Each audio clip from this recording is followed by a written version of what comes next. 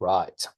So this is just going to be a bit more of an in-depth and slower walkthrough of assessing an area and figuring out what you can afford to pay in rent.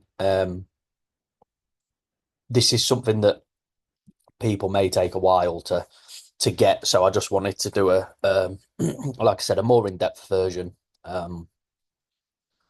Hopefully give you a bit of a better understanding. So I'm just checking random areas here. We're going to go for Manchester.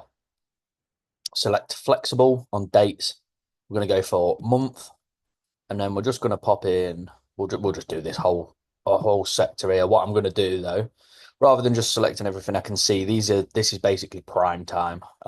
So I'm just going to go do a couple in low season as well, and then I'm going to select. So for this example, I'm going to look at apartments, right? So we're going to go two adults, and then that's that. So we're going to click on this filter tab,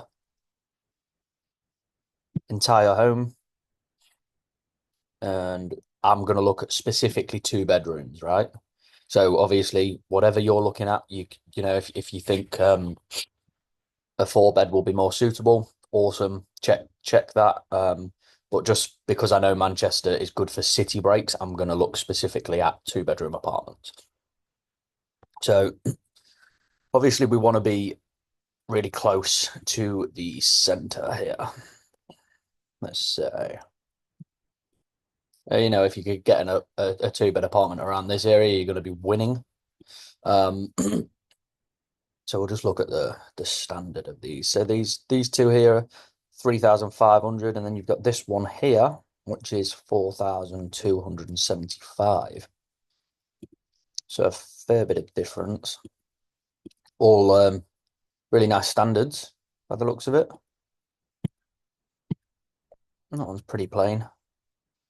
This one actually looks really nice. That's a cool apartment. This one here, 3,800, 4,000. Yeah, so you're anywhere between 3,500 and 4,000, I would say. Obviously you can go on the higher end like some of these have, but uh I don't think it's worth trying that from the get-go.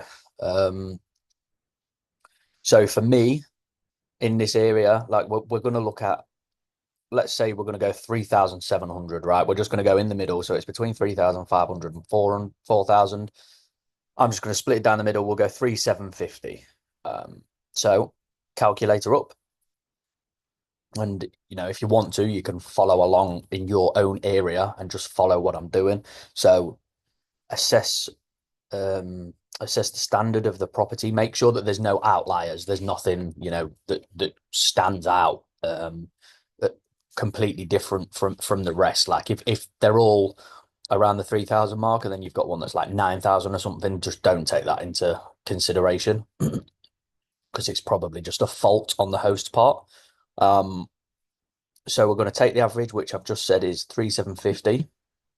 So we'll type that in. And then obviously these figures here are what the guest sees. This is not what the host will receive. We have to take Airbnb or Booking.com's commission into consideration when looking at this. So for that, we're going to deduct 15%. 3,187. So that's what you stand to make after Airbnb's commission. And then we always want to aim for £1,000 profit per month, which is the baseline really. That's sort of where you run well on the break evens and stuff. You know, you normally break even at around 50% when you're making 1,000 profit per month. So for that, we're going to deduct 1,000.